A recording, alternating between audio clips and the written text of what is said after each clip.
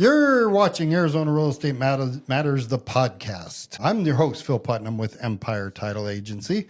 And our guest today is Steve Snoddy. He is the Director of Sales and Marketing for Evermore Homes. Steve, welcome to the show. Hey, thanks for having me, Phil. So we're going to be talking about Evermore. It's not one of the big names that people recognize. You were with some of them, Pulte Homes and Toll Brothers. Yep. So let me ask you, as far as you're concerned, why Evermore as a, I don't want to go into why you're not with Pulte or Toll Brothers anymore, but, working for those big builders and now working for Evermore, maybe what's some of the differences or, why Evermore? Yeah. For me, as I evolved in my career and working for some larger companies and some where most would look at it as a small to medium-sized company, I felt where I personally I felt most comfortable, brought the most value was when I had direct access to a sales team or a marketing team where they talked directly to me, but yet I had the ability to talk to the corporate side as well. When you get into a larger builder, there becomes a lot more layers where I was more removed from the sales team. Mm-hmm. And I felt like, although those are great experiences, it really wasn't my wheelhouse. I feel like I have more impact with Evermore, but in general with Evermore, it's fun. It's a growing business. Evermore has just recently got into the Arizona market in Prescott, Arizona, and down Southern Arizona as well. We're not in the Phoenix greater marketplace, which is typically where I've worked in my career. Okay. So it's been a lot of fun learning a new market, bringing on folks that, are dialed into our culture and they have high level of ability. And it's been just a lot of fun creating something Mm-hmm. that I wouldn't get that same opportunity with, a larger builder. So, Working for a huge corporation such as a Pulte or Toll Brothers, sometimes you get lost in the shuffle. I mean, it's kind of a natural thing. It's, they get so big, Yeah. and, there's advantages obviously, but there's also some disadvantages where, you talk about Evermore being smaller and being more creative and more hands-on, or you feel like you're accomplishing more. Yeah. I think when, with the size of Evermore, when we're sitting around a table, we can make those decisions and we can make them quickly. When you get to a larger builder, there's a corporate side to that, is looking at all sorts of variables, including brand. And this is what we like to do across all of our markets, which makes complete sense. But it actually lessens the creativity from a local level. Mm-hmm. So instead of just rolling down processes within a large builder, I'm able now to, if I feel like the best decision in that moment for this location is whatever it might be, we can actually move forward with that kind of decision quickly. And that's fun. Yeah. It's exciting and a lot of good stuff. It's instantaneous, where again, with a large corporation, sometimes there's layers you have to go through before you get that. And it might be weeks before you're like, oh, and they approve it. And you go, okay, yeah, well, that was 4 weeks ago. We kind of forgot about that. I know. And I've gone from overseeing a couple states, with a large builder, where I'm really removed from what's happening in the communities and looking at it from a much higher level. Mm-hmm. And it was the least enjoyable experience I've had. And I think it's just me as an individual. Some thrive in that environment. Sure. I was, as I'm in this position with Evermore Homes, it's exactly where I want to be. A lot more gratification. Yeah, absolutely. It sounds like. Yeah. So let's talk, the real estate market over the last couple of years has gone from being an animal that we never saw before, which was people, bidding, $40,000, $50,000, $60,000 over sales price and everything was going crazy. We had historically, when I say historically, I mean very historically low interest rates, which it was not actually good for our industry. It's created a bit of an issue now. It's good for the people who got those low rates, but when it comes to the health of the real estate industry, it's created some issues because who wants to move if you have a 2.5% interest rate, right? Right. So we had some inventory problems, but inventory is coming back a little bit. Give me your opinion of the current state of the real estate market in Phoenix, Arizona in general, the Prescott area where the majority of your subdivisions are, and nationally. Yeah, I think the exciting part is being in new homes, a new home builder. I'm actually very excited about it relative to the entire market, whether it's Phoenix, Prescott, or even nationally. Where we're able to, where we're finding a niche is, there's a slew of folks that are in low interest rate homes. They have no intention of moving, and so when they walk into a new home, community, just checking things out, the flexibility that we're able to bring is we're able to buy down rate. Mm-hmm. We can use incentive to actually buy down rate to get down to a point where it's now more reasonable to make a move potentially. It is also more reasonable for a first time buyer as well, so they can get into a payment that's more affordable, where you just can't get that on the resale side. So what we're seeing is actually an increase of relative to total sales in whether it's Phoenix or nationally. You're seeing an increase in that pie of sales. New homes are actually increasing Mm-hmm. because of the flexibility that we can provide. And we're also building in outskirt areas, as an industry, which trying to get down to a price point. And then when you look at the value of what you get with a new home, and how it relates to a resale, if you're looking at a $400,000 to $500,000 range home, and you go into a new home community to get that price point, and then you compare it to what you're getting when you look at the resale side, Mm-hmm. I mean, it's There's a big difference. drastic difference. Yeah, And there's a so, big difference. yeah, So you before we here taping the show, you mentioned that new home sales has a higher percentage rate than resales. So, and I guess it's hard to compare the two because resales are multi thousands, Yeah. where new home sales might just only be 1,000 or so. But you guys are taking a bigger chunk out of the purchase market. Yeah, we're certainly not at a point where we're able to overcome the resale side. Sure. There's so much more inventory of resale. But what we're seeing, because of our flexibility and things we're able to do and how we can meet a customer's need, at the end of the day, we're when you're looking, and it's also the understanding the realtor market, is we're doing things on the new home side to attract realtors. If you look at the realtor market, about 90% of them have never walked into a new home community.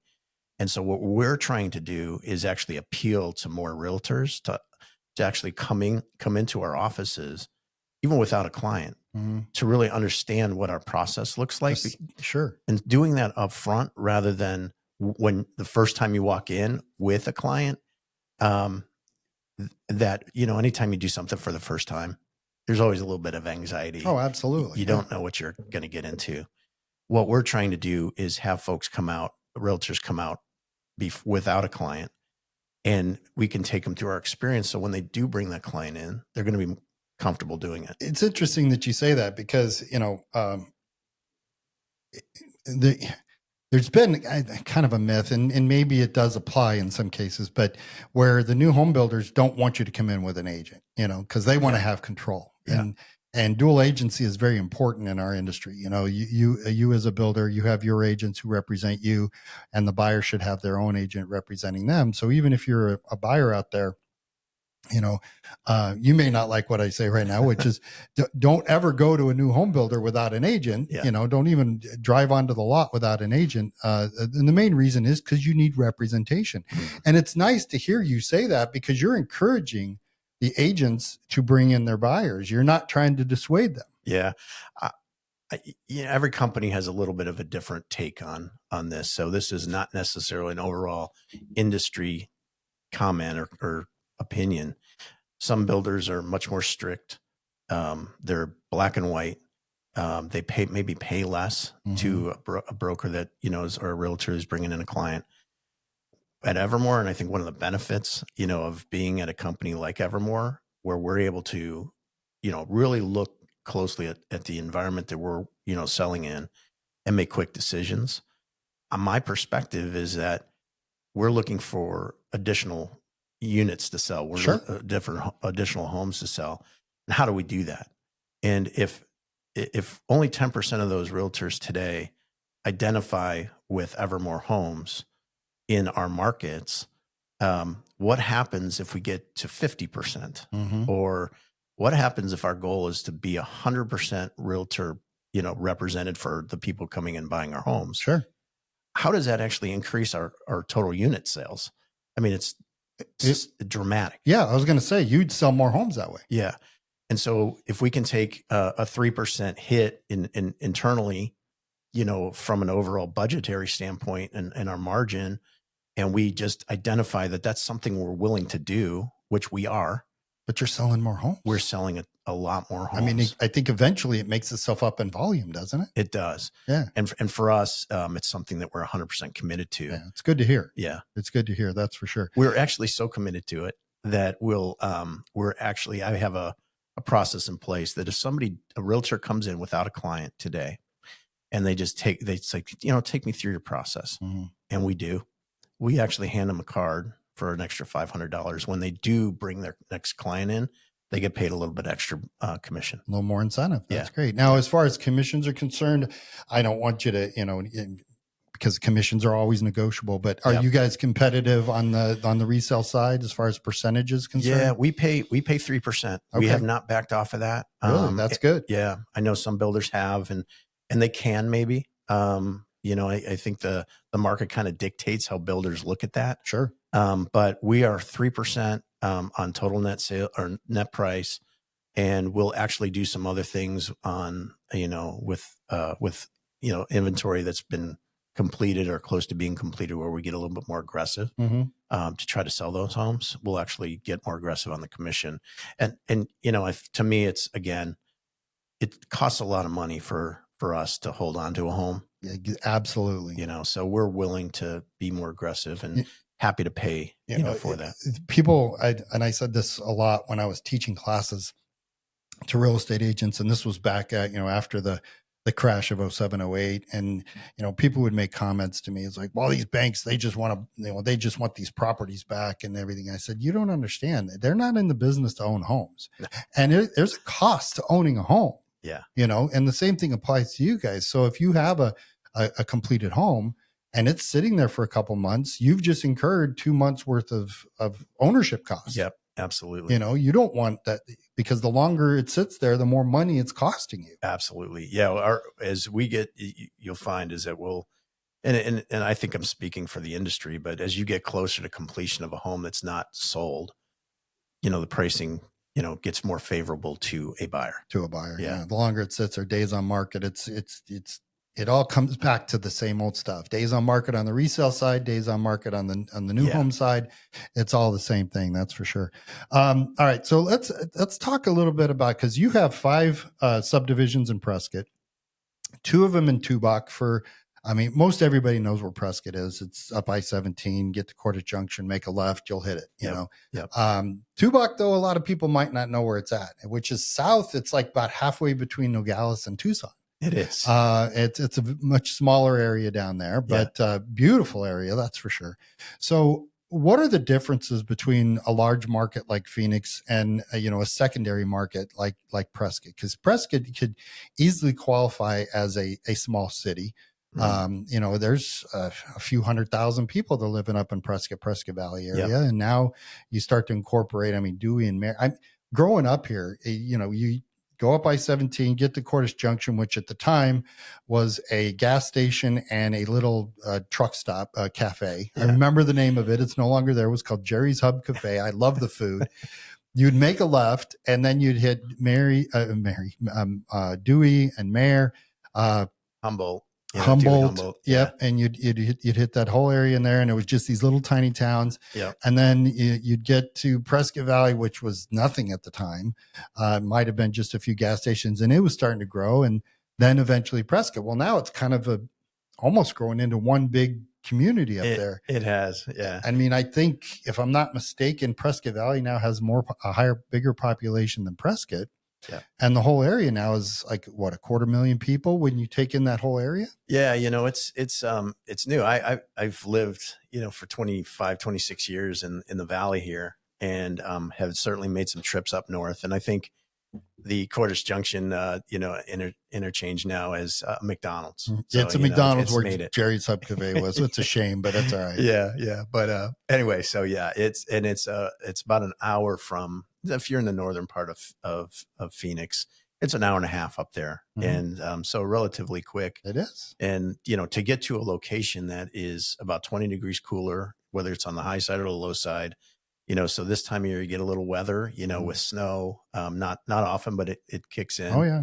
And much different climate than you have here in the valley. So a really nice, relatively quick drive up there to get to a completely different feel. You can drive an hour from the northwest part of the valley where I live in Surprise to the southeast valley, let's say Santan Valley. I mean, we're talking you never leave the city, and you can spend as much time on the road as it would take you to drive to Prescott. Yeah, absolutely.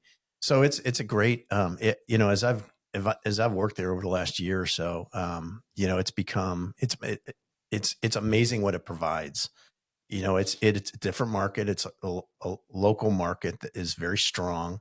But there is growth up there with different price points, everything from what we have, everything from the mid 300s up to, as high as $900,000. And there are some, areas of the city where they're much higher than that, where you have a luxury side. You have multi-million-dollar homes up in Prescott. Yeah. Oh yeah. So it provides a lot of variety. It provides that variety in a location that is much more, the climate is much more mild than say here, in the extremes. This time of year, it's amazing here. But, 8 months, 7-8 months out of the year, it can be a little challenging. Oh yeah. So, so we have, Prescott provides that within an hour and a half drive. You don't have to get on a plane somewhere to go up and enjoy a little bit more mild climate. You can just drive up north. Make it. You can do it a day trip. It's nothing. So do you see different types of buyers for that market as opposed to the metropolitan Phoenix area? It's probably more a second home, maybe a retirement. If you think about, that 55 plus buyer, it's a heavier percentage of that in Prescott. Whereas here it's, depending on what part of the city, whether you're in Surprise that we talked about earlier, and, versus more family communities and locations, and price point drives that as well. But we're in a market where, 3 to 4 of our communities are more, in terms of how we build our product, the homes that we build, price points even, would be more of a, a second, third, or even a move down type of buyer or a second home. Okay. But the cool thing about the area, then something that's been really lacking, is a product that is for a first time buyer, because the price points in Arizona in general, Prescott not being excluded, is it's tough to get into a first home in Prescott, Arizona.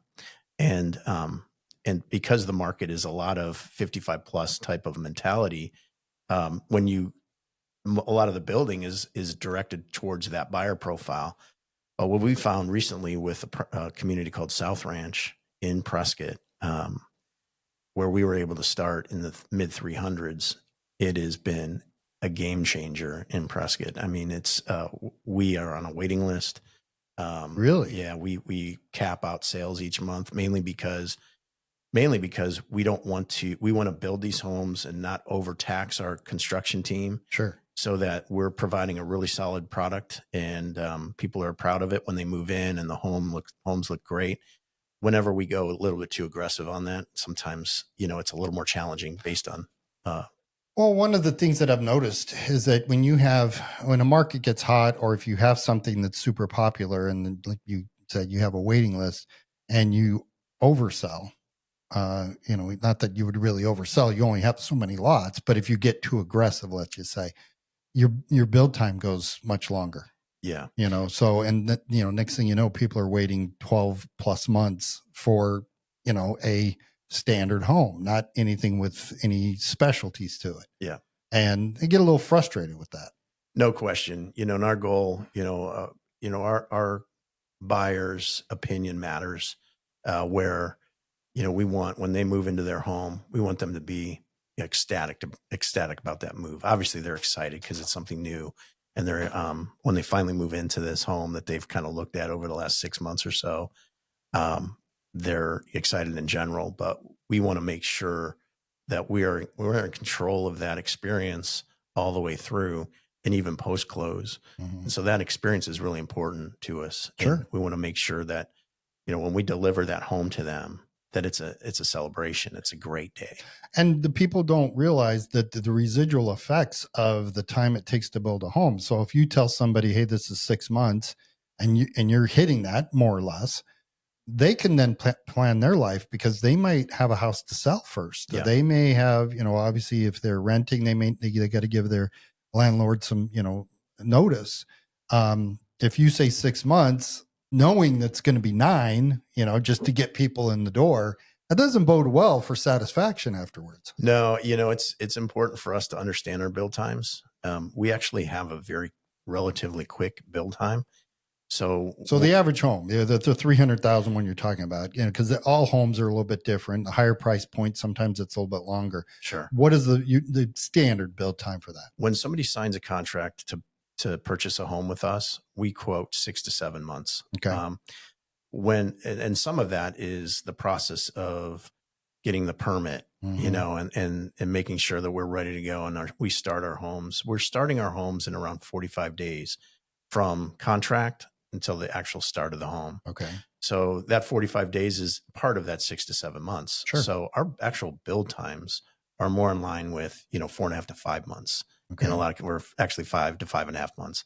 So we feel really good about our ability with, and trade base is a big part of that. Our relationships in a place like Prescott is important with the local trade base, because it's not quite as deep as a city as large as Phoenix, right? Exactly. Yeah. So that local ability to have relationships on the trade side is critical in a place like Prescott or Tubac or any throughout the country, in smaller submarkets. So we feel like that's where part of our strength is, those relationships, to be able to be confident, to be able to communicate, hey, we can build a home in a certain amount of time. No, absolutely. I've had many conversations in my career, and especially with guys that like to, not just so much builders, but guys that do even the custom or semi-custom homes, and they're like, yeah, we're having a real, problem trying to find framers right now, or concrete guys, or whatever, and that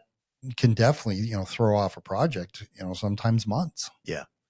Yeah. Going through those transitions sometimes, because we want to make sure it's not just bringing on somebody that can do plumbing or concrete or whatever, but it's a company that we feel confident that not only they can come in and do the work, or they're a good partner of ours, but it's somebody that we know we can count on. That here are the number of units that we're looking at for 2025, for example. Here are the locations where those units are going to be built. Can you do the work? Yeah. Do you have the head count to be able to make sure that you can come through on the things we're needing to do? And, that's where, that happens throughout every builder in every market in the country. But when you're not quite as deep in a certain submarket, with total overall trade base, absolutely, it becomes even more important that those relationships are strong. Yeah. No, exactly. So what type of homes and communities does Evermore have? I mean, obviously you've given me some price points from 300 to, let's say, 800. Those, homes are going to be different. The types of communities are going to be different. Of the 5 you have in Prescott, and the 2 and the 2 down in Tubac, what are the differences? Yeah, we have a really healthy variety of communities and product offerings, which is kind of fun. Mm-hmm. We don't just, hit a certain buyer profile. We're kind of in the Prescott area, especially, we hit multiple different buyer profiles. So we run from a community South Ranch that ranges starting at 350s on a base price, all the way up, which doesn't exist up there on a new home I side. was surprised when you said the threes. I was like, okay, Yeah. because there is a big difference between Phoenix and Prescott as far as, let's say, price per square foot. That's the best way you can compare Sure. the two. And I don't know what the difference is, but I know it's a little bit more spendy up there than it is down here. Yeah, one of the things that I mentioned was that price point really opened up a door that wasn't available. So when you look at a home, brand new home with Evermore Homes at South Ranch, for example, that it's the architecture, exterior architecture is phenomenal. The feel of the community is incredible. The amenity offering is really aligns with that buyer profile. And you compare that to the resale side, what's available in the high 300 to 400 range in the market, and it's dramatic. Where if you go on the resale side, it's a fixer upper. Mm-hmm. There's a lot of work that needs to be done. It's certainly older. Building code has changed dramatically when you're building a new home versus something that's built 30, 40 years ago. And so Huge difference. I mean, especially if, like, as a builder, you have to warranty your work. Yeah. And how long does that warranty last? Well, it depends on the part of the home, but Okay. in general, it's a year. Okay. For most of the systems in the home. Okay. So we have post-close appointments with our buyers, walkthroughs, just to make sure that what we built is working. Mm-hmm. Yeah. Oh no, absolutely. Yeah. So we pretty much we have coverage for most systems for a year, some 2, and then others out to 10 years. So it's which is something you don't get on the resale side. That's you right. may get the standard home warranty through, First American Home Warranty, and there's American Home Shield and all these other ones, but it's only a 12-month warranty. Yeah. And there's a relationship that we provide, all the way through the build cycle. We're not going anywhere, right? Mm-hmm. Our sales team is still in the sales office that they You got 5 from. subdivisions. I don't think you're going anywhere. Yeah. So, they know who to talk to. We've created those relationships. So it's not just a warranty company coming in and just saying, hey, you're talking to somebody you don't know. You're talking to folks that you've known for a year plus. Yeah. And so it's a really and you built the home. And we built it for them. So we know every detail of that home. Sure. So relative to the other communities, though, we have with that South Ranch community starting in the 350s, obviously now we have a first time buyer community. So I want to talk about each one briefly before our time is up of your community. So this Southwest Ranch, South Ranch. We have 3 product lines in there. Okay. So now, is that the most affordable price wise? It is. Okay. Well, one of the product lines, which starts in the mid 3s, is the most affordable. Okay. Then we go up into the low 4s with a little bit wider home. Okay. A little bit larger as well. And then we have a third product line in there that we sell that gets into, it's a little bit even wider home that lives a little bit differently as a price point that starts in the high 4s. Which is still, that's our median sales price down here in the valley is 4 something. Yeah. So yeah, we're so excited about. Now, where is South Ranch? Where is that at? It's actually in Prescott. That's the other exciting thing. Okay. We have communities in Prescott, but also Prescott Valley. Mm-hmm. And that, cause that's where, East Prescott, Prescott Valley, North Prescott towards Chino Valley. That's where you're seeing most of the growth because that's kind of where the available land is. Exactly. But if you're in Prescott, that's good. Well, we're on the northern side of Prescott. Okay.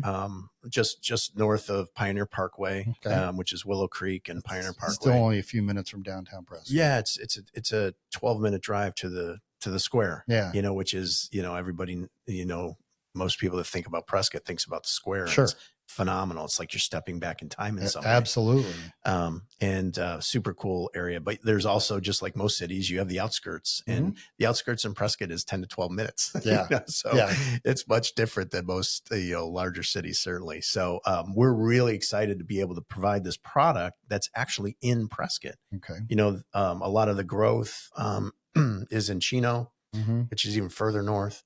And then in Prescott Valley. And we do have a couple communities in Prescott Valley that are, that provide a different product line and different offering, which is why I feel like, what we offer is it varies so much. Because when you're in Prescott, we have the South Ranch, the 3 product lines that are, price point, but new and feels great. We also have one other community that we're getting towards closeout. We have less than 20 units left, called Westwood. We've, that neighborhood is well over 200 units total, and we're getting down to the end. So it's actually a great place to come in and purchase a home that, might be in the 500 to 600 range, but you're now moving into a brand new home that's in a completed new in a more established neighborhood. Yeah. Cause there is a drawback if you're buying a brand new home in a subdivision and you're one of the first few homeowners, you're having to deal with construction for quite some time in there, and you're dodging nails in the road and all that stuff. It's just the nature of the beast. It's just the way it is. But if you're coming in at the end, you've already got homes that have been there for a little while and some of the landscaping's in and all that good stuff. Yeah. We clearly try to differentiate, because Westwood and South Ranch are right down the street from each other. They're literally less than 5 minutes away on a drive. And so when we're talking to folks, those are the things we talk about. Like, we have a lot of options here, whether it's South Ranch, whether it's Westwood. Here are the differences, and you make the choice. Ultimately it's the buyer's choice what they want to do.